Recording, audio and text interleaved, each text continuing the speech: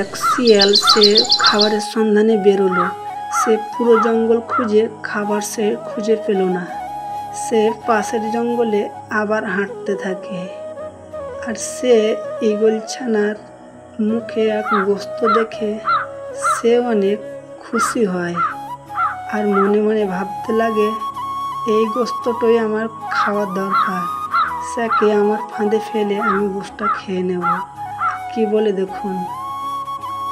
এই ঈগল ছানাটাকে আমার ফাঁদে ফেলে আমি আর গোস্তটা খেয়ে নেব। স্যাকে যে করে হোক আমায় কথা বলাতে হবে। শিয়াল তখন খুব তার প্রশংসা করতে লাগলো।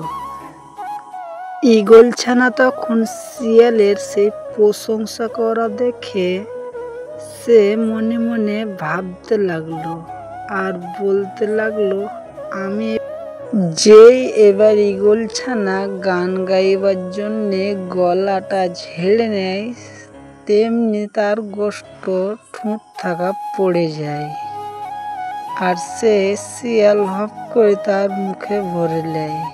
তুমি একটা বোকা ঈগল, আমায় যেমনি বললাম তুমি তেমনি গান গাইতে লাগলে। তুমি থাকো।